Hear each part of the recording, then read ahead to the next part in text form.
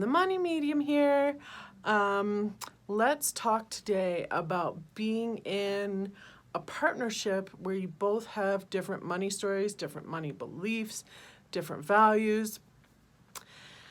It's a big subject that comes up for a lot of people. And so let's start at the beginning, where it's really remembering that in a partnership, whether it's a friendship or a marriage or, a life partnership, a partnership where money is involved, which often comes up in business relationships, friendships, marriages, with your children. Every relationship you have could possibly have an aspect of money in it.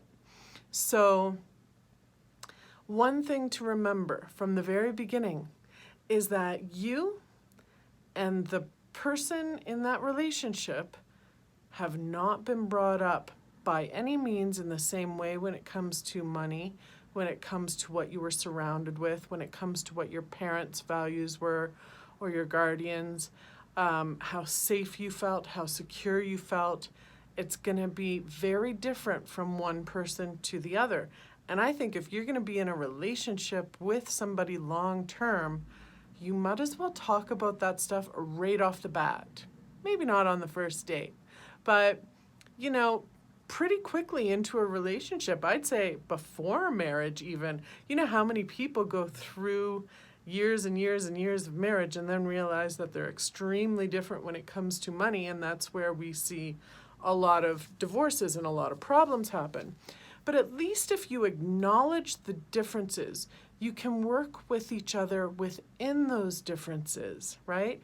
So if, let's say you're somebody who grew up with an abundance of wealth, and the person in the relationship, whether it's a friend, colleague, or a partner, grew up with very little and very little security. They didn't go on vacations, and you went on luxurious vacations. There's going to be quite a big difference in when you decide to go on a vacation with this person, or when you're planning a vacation and this person is around. There's going to be a lot of discrepancies and weird feelings, because they're going to want to do it what is familiar to them. So going on a vacation at all might be a serious problem for them to think about even. But if you can go, okay, let's just look at, what did you grow up with around this? This is what I grew up around. This is what's important to me, and this is what's important to you. And not compromise in the way that somebody's got to give in order for it to happen, but how can we create magic is the better question. How can we create magic knowing what we both came from? Because from both, one's not better than the other. Growing up with wealth is not necessarily better than growing up with very little. But each one of those situations gives us different strengths and different things to work with. So you can talk together and go, okay, what would we love to do? What's important? What kind of budget do we want to spend? And when I say budget, you guys, I don't mean what can we cram together for as much as we can for as little as we can. I mean, what do we want to budget for? Do we want to go on a hot air balloon ride? Do we want to go to a delicious restaurant that's in that area? Do we want to go visit some gardens? Find out what it is that you want and then set the budget for it, right? Then call in the money for that. So really sit and ask yourselves together, what is the magic that we can create using what both of us have?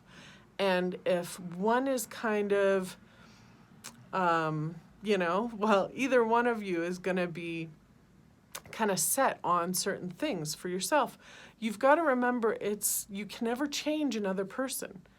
It's not your job to change other people. It's not your job to make them believe anything. If you've mastered manifestation and your partner doesn't want to, doesn't care about that, your choosing to be with that partner means that you've got to find other things to have fun with, to partner with, to come together with. But if you constantly think, I need to change their mindset around money because this is what I want, that's where you'll run into trouble. You can continue doing what you do and also let them know that it's not up to them to try to change you to see it the way that they see it or want it the way that they want it.